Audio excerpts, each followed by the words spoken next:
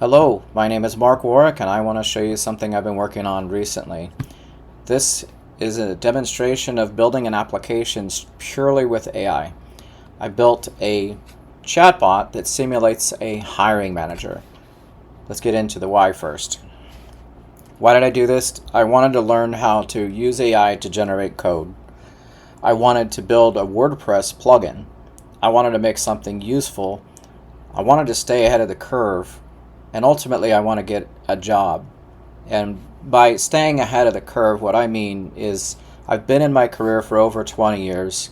I started as a programmer. I was then a project manager. I was then a business systems analyst. And with AI coming along, seems to me that it's going to replace some jobs. But for the most part, AI is not going to replace all jobs, nor is it going to replace my job. What it's going to do for me is going to make me 10 times more effective than I've ever been. So let me tell you about what I built. This is a chatbot. Some would call that an agent.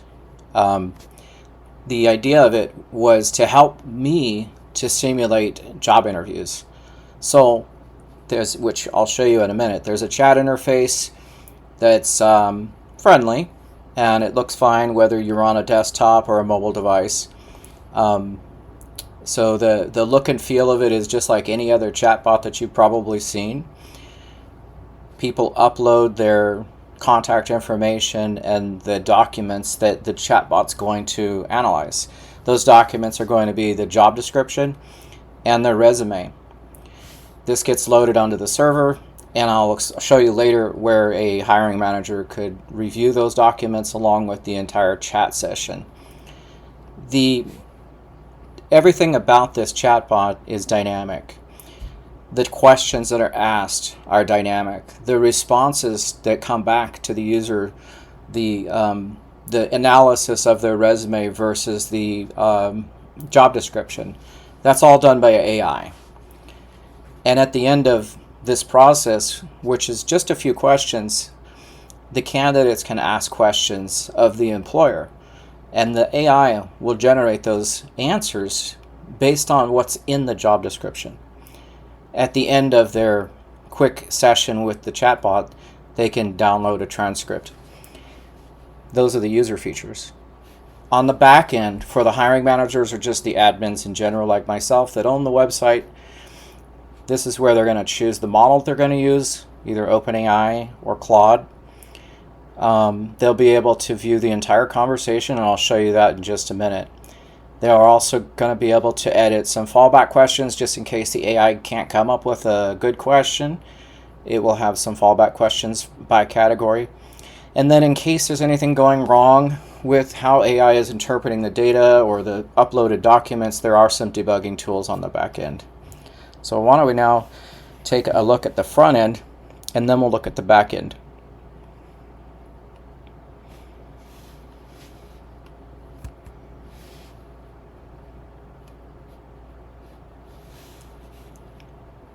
Okay, if I get my web browser up here. There we go. So here's the chatbot. Simple design. First thing they're going to do is enter their name, email, and phone number. So what's your name? First name Mark Warwick, email mark@warwick.net, phone 949-870-9493, and then the next step is it's going to ask for some documents.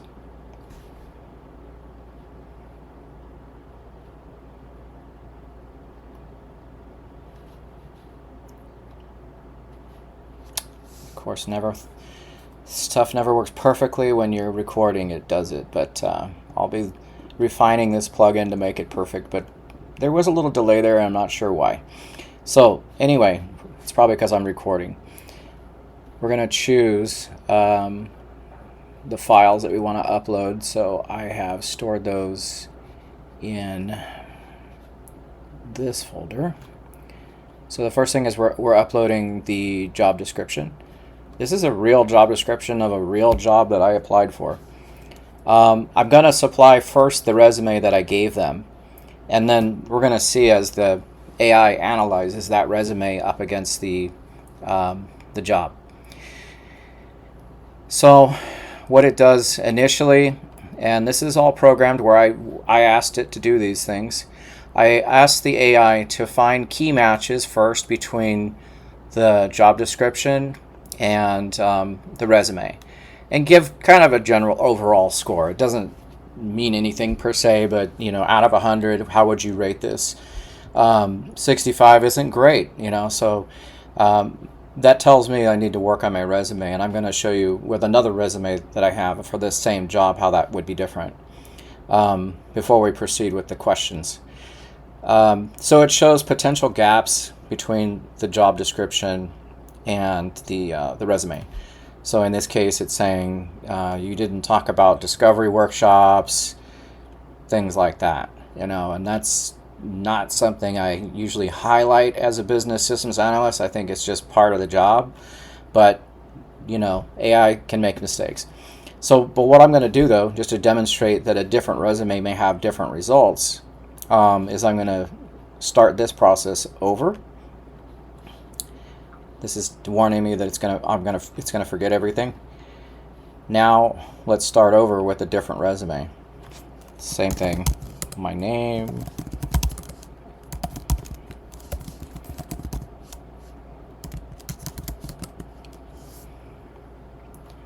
And phone.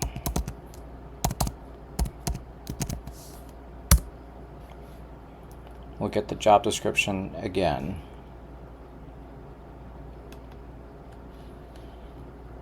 This time we're going to choose a bigger resume. The first resume is 3 pages. It's very brief. Actually 2 pages, I think. The second resume is kind of my life story for the past 15 years. So, it's funny that resumes, everybody has an opinion about how long a resume should be. And, that's really going to depend. If you're talking about recruiters, I've heard numbers like recruiters are spending no more than 6 to 10 seconds looking at a resume.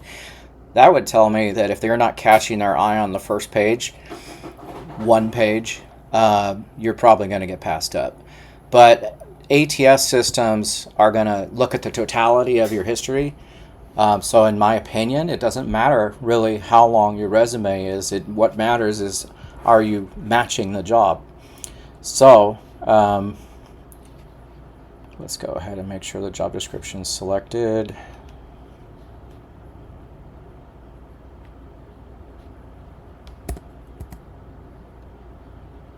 I better just start over. I swear, once again, having connection issues. Probably because I'm running the website in a recording studio.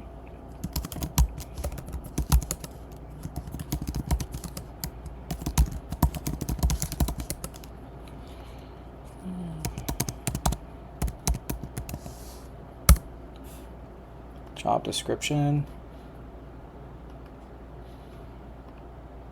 Where's my... Alright. There we go. Who knows why it was kicking me out. Alright. Right now we're, still shows as a 60% even with the longer resume. That's alright. But we're going to get to the next section. These, like I said, these questions are all generated by AI.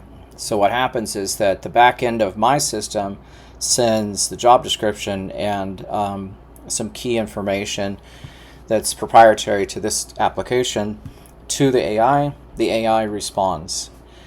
So to kind of speed things along just a little bit, and I wouldn't suggest that you do this, but I'm actually going to take these questions here.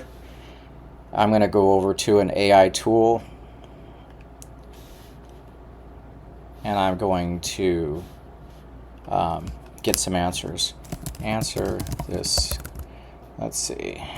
What would be a good answer to this question? Sorry, you guys can't see what I'm typing over here. But what I'm doing is I'm asking Perplexity what would be a great answer for this question. So it gave me a really detailed answer. I will say that the AI tools out there are really good for job candidates, but they can get to be a little too much. Again, we're trying to capture the attention of an employer, in about 10 seconds. But let me just say, narrow this to one sentence. Okay. On this note, I've heard people are reformatting each resume to the job to get past the ATS systems. I don't know if that's working, but I think that it's kind of how we were fooling Google 25 years ago with keywords and things like that. Is it authentic? Not necessarily. So I'm not really sure that these ATS systems are really doing a service, to anyone, either the employer or the job candidates. So I'm going to go with the second question is always easier because I have the prompt up on a different screen. But I would say for cover letters, using AI to not, write the entire thing for you, but as a template, as a starting point per job, is a pretty good idea. I think you should use AI. What you do is you copy and paste the entire job description. You basically do what you're seeing here, but you do it completely manually, and do the comparison between the job description, and your resume. But it's time consuming, and this chatbot that I'm looking at right now is, if you're doing it right, you're not going to go run over to Perplexity like I am doing right now, and I'm going back and forth as the screen looks like there's no movement. What I'm doing is going over there to just to get some quick answers. What you'd really want to spend some time on this. So this is only 4 questions. I could have made it 30 questions, but I think that the 4 questions, cover the important stuff. And I'll explain why in a second when I show you the back end. This is the last one I'm going to copy and paste over, and then the AI is going to ask me that ever important question. Whoops, sorry. The ever important question that is, do you have any questions for us? And I think that if you don't have an answer, if you don't have any valuable questions to ask of your potential employer, maybe that's not the job for you, or that's not the company for you. Because if you can't show them at least a little bit of interest, that you've researched the company and you have no questions, that doesn't really say much about you. Question. Got one more. Let's see if I can get a valid answer out of AI. You see, it's funny. I actually copied and pasted what I thought was a valid answer to that last question. The last question was, can you give me a detailed example of a time that you facilitated alignment meetings between stakeholders to manage scope and expectations throughout project lifecycle, blah, blah, blah, blah. I do this all the time, right? But I just want a quick answer from the AI. So what does the AI have to say about it? Thank you. Finally. Okay. Do you have any questions about the company? Well, certainly. Or the job, really. Let me go back to some questions. What I'll do is I'm actually going to upload the job description itself to Perplexity, which is essentially the same thing that I've just done here. And I'm going to ask Perplexity to come up with 3 questions. 3 one-line questions I should ask Boot Barn. And then I'm going to put in just one of them just to keep this thing moving. But I could sit here and ask questions all day long. Unlike human interviewers who have a time limit, there is no time limit here. You can literally ask away, and to your heart's content. It'll just answer the questions based upon what is in the job description. So my question here is, what strategies does Boot Barn use to foster collaboration and alignment across diverse departments for technology initiatives? Valid question. Unfortunately, the job description doesn't provide any information about that. So it's saying, do you have any other questions?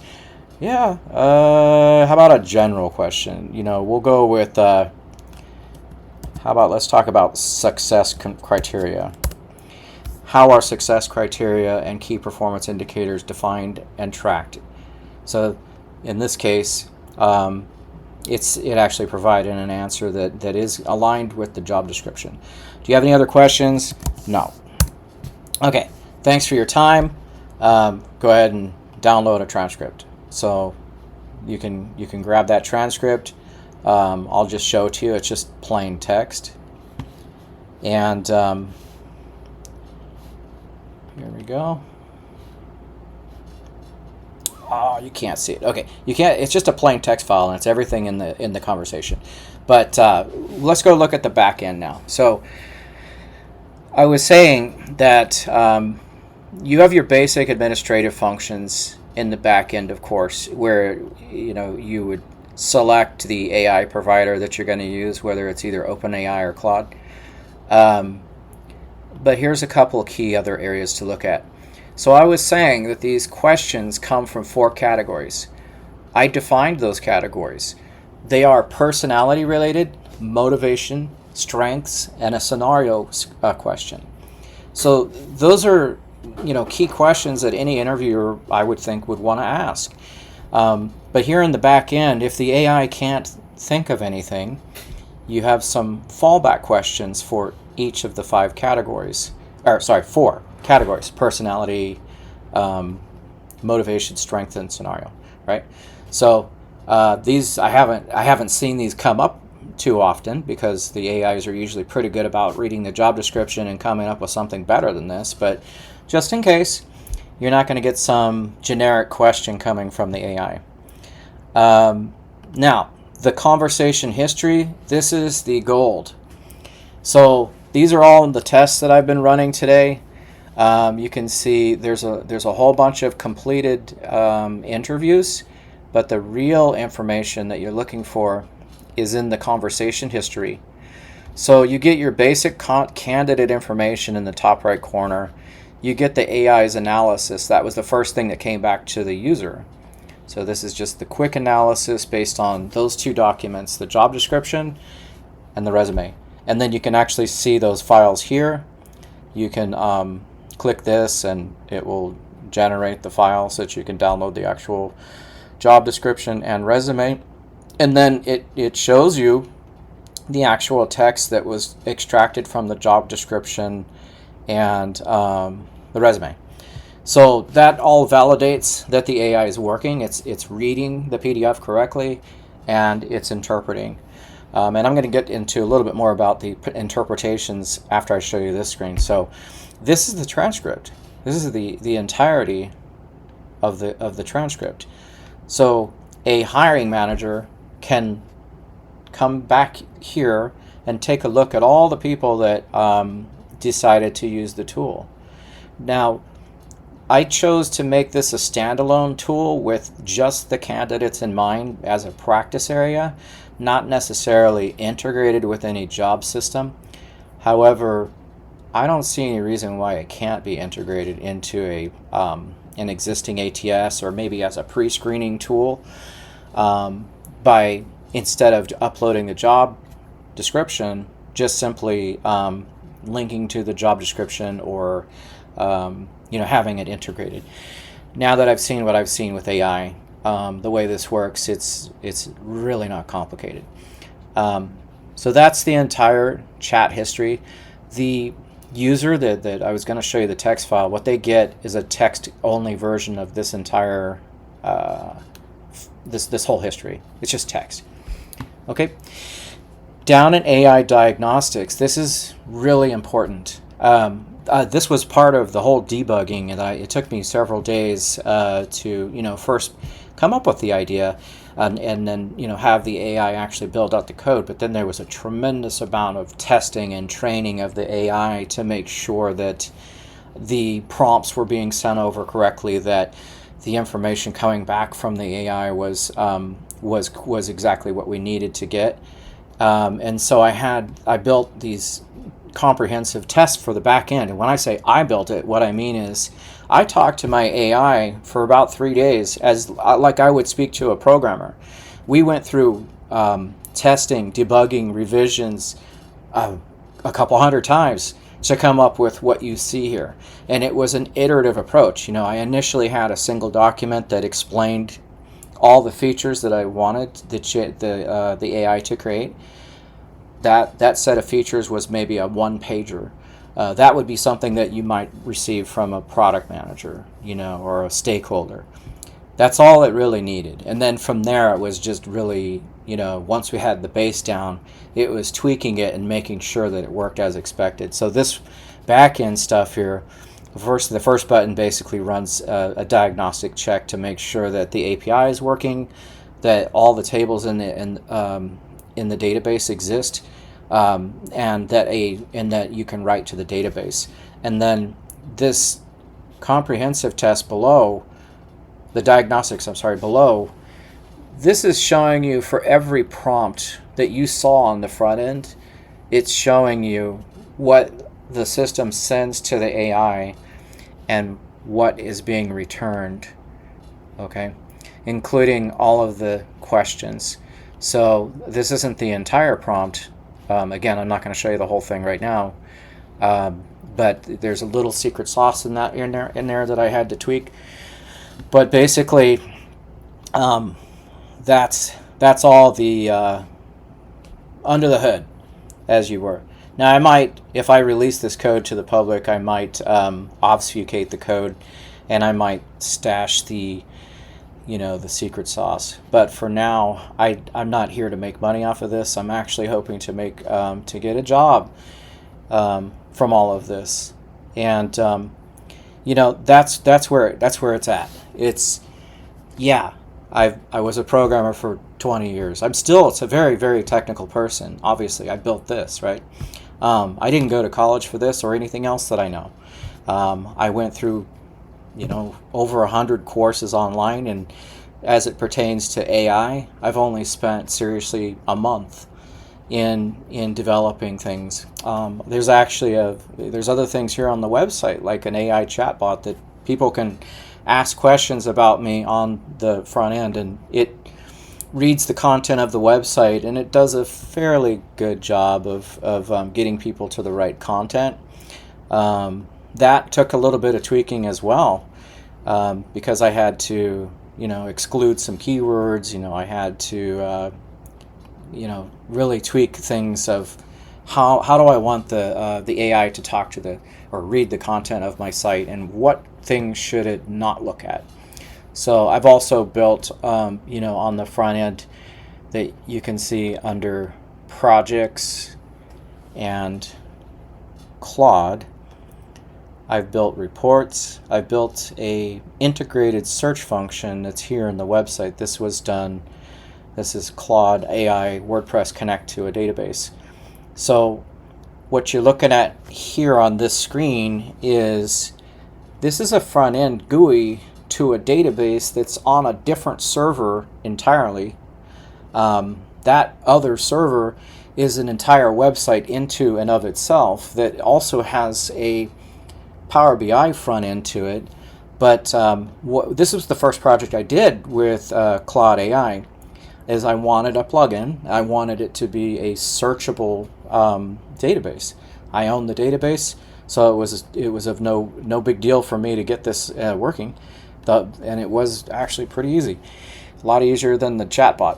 So as you can see, there's a supplier database, and it shows you some really basic information. But that was the very first thing a month ago that I built with 3 days of knowledge. Now I'm building chatbots.